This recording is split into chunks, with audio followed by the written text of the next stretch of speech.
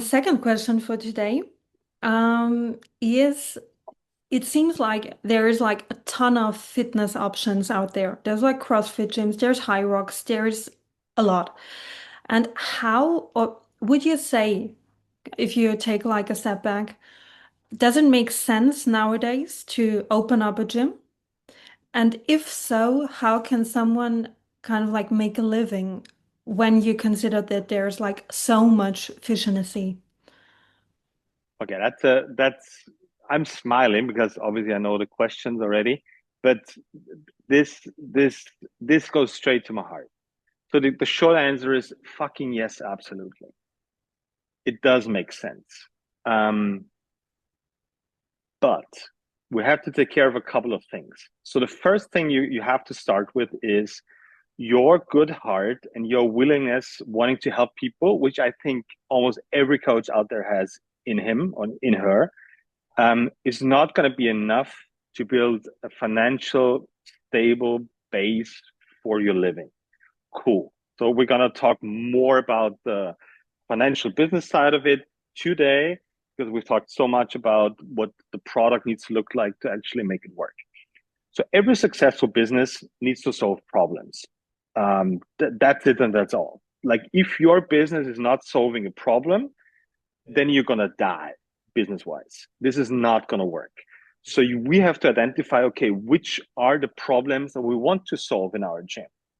And I always thought, looking at the fitness industry, is like, the entertainment stuff and get a sweat in and health and lifestyle and whatever buzzwords you want to add on to this. But I think that's actually not what we should be doing. So we position ourselves a little bit different. The difference is I want to know which problem you need to be solved as concrete as possible, and we're going to help you put a timeline to it. That's our product and that's our service. So whenever you're coming to our gym, you're going to fill out a questionnaire and we're going to ask you questions about your goals, whether that's, and I don't care about it. What's your specific goal? Whether that's half marathon under 2 hours for guys, whether that's losing 5 kilos, whether that's your first pull up, whether that's a 200 kilo deadlift. Like I couldn't care less. That is your goal, and my only job is to help you solve that problem and give you a realistic timeline for it. Because if you're starting the 100 kilo back squat, a 200 kilo back squat is not gonna just magically appear in like 6 weeks, right? So we're gonna set the goal. So that's our problem solving position. This is what we want to do. If you don't know which problem to solve for yourself, we'll make a couple of suggestions. But if we cannot agree on solving a problem, we won't start working with each other because you're going to be so disappointed because you don't have any measure points if we're doing a good job and you're being successful. So this is going to set you up for failure. You're going to lose motivation and all that kind of stuff. This is not where we're starting.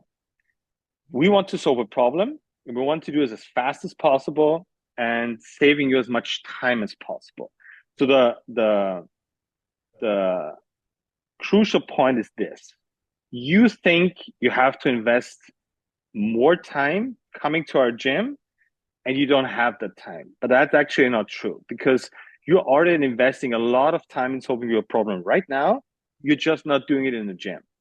So let me give you an example. Let's take the lower back issues, right? You have lower back pain, right?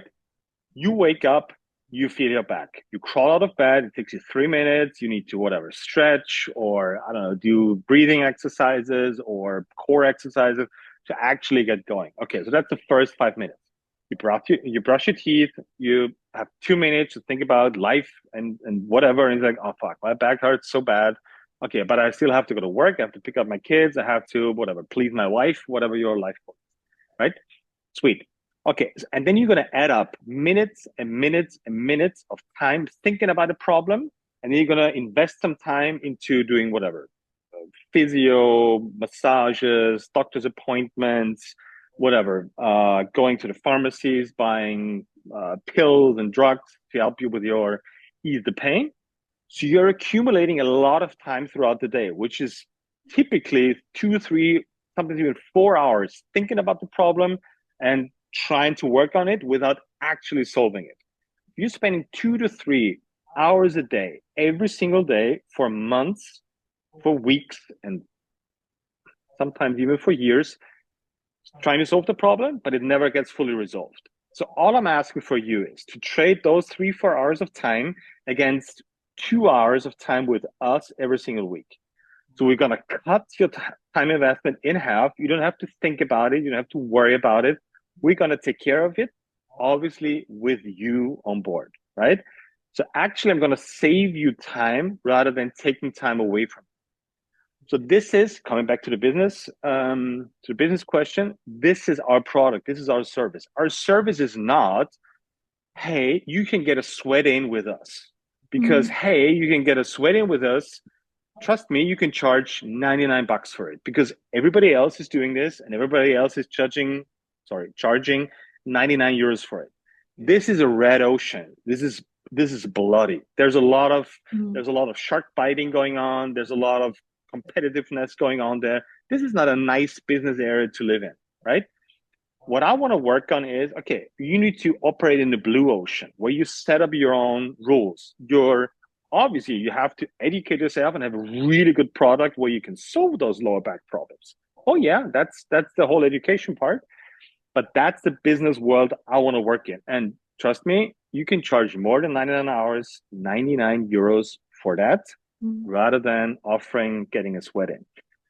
But yes, you should absolutely open up a gym, but you have to be willing to invest time in your education, not in weekend courses. Like this is going to take months and years. That's fine. Work towards that blue ocean rather than biting in each other's asses in the red ocean and competing with the functional fitness gym around the corner and the big global gyms who can always be cheaper than you. Trust me, because they have the power behind it. So that's the first decision you have to make. Okay, open up a small gym. Step number 2, open up a small gym. Try to be as cost effective as possible, small space, very limited equipment, do it all by yourself, and then slowly outgrow your facilities. So whenever you have 10, 20, 30, 50 members, okay, look out to a new facility and invest a little bit more in space for people. And then you're just going to add stuff on top, on top, on top. And then you're going to hire your first coach, and then you're going to structure your classes differently. But that's a little bit further down the line. We can go into this next time, no problem. First step is get out of the fucking red ocean of the fitness industry. This is not the place where true coaches want to work in. Go ahead. How many gyms have you met those past few years that do have that different approach and that are not in that red ocean and like just like offering the stereotypical offers? Because I'm just now thinking about it that I've actually not met many gyms that do have a different approach. Okay. So I have not met many. Um, all of whom I met are wonderful people that want to help people. All of them. Yeah. From the bottom of their hearts, they want to help people, but they forget that the landlord does not get paid in sheeps and apples, right?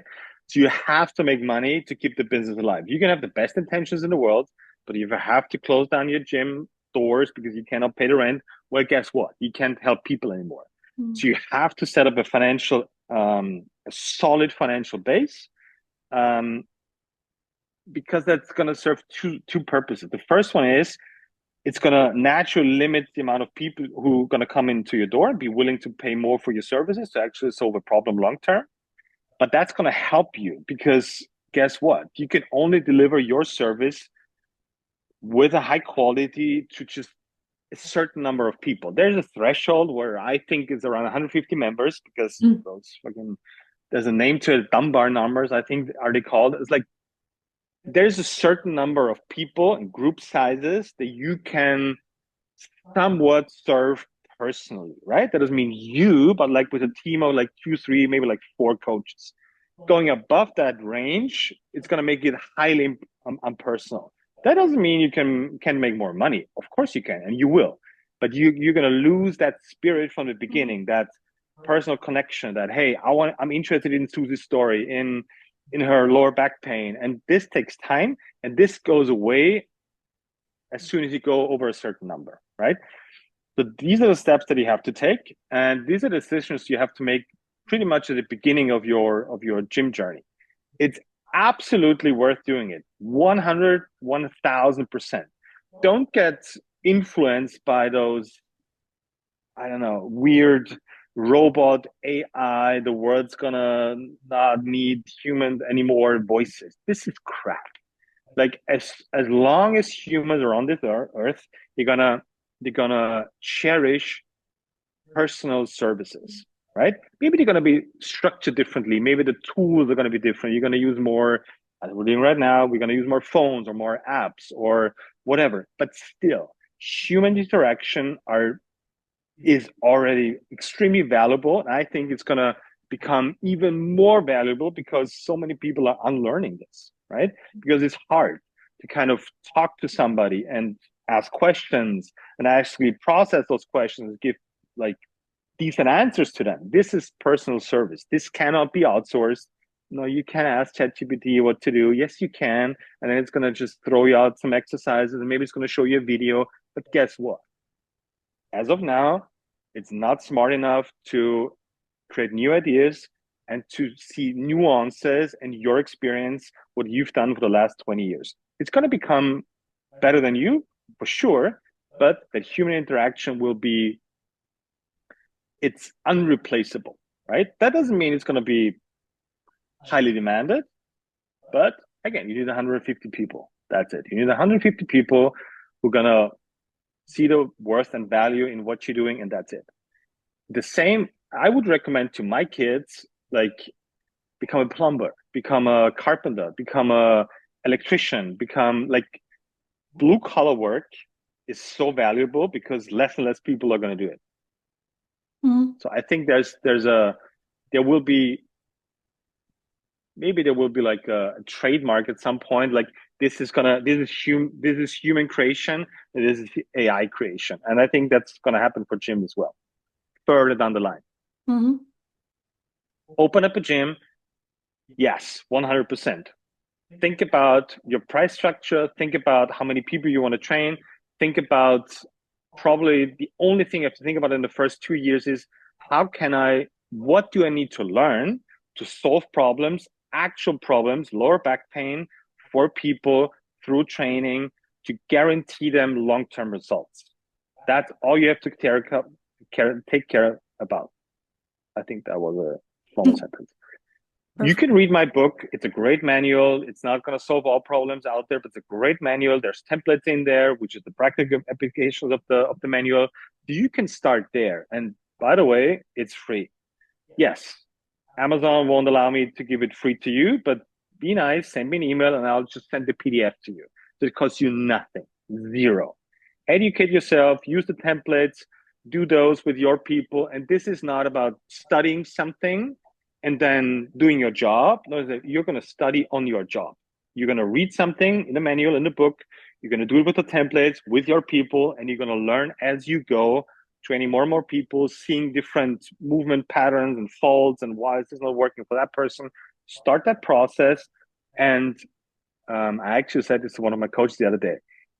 If you get really good at executing the templates from the book, I think you will never have to worry about putting food on the table for your family ever.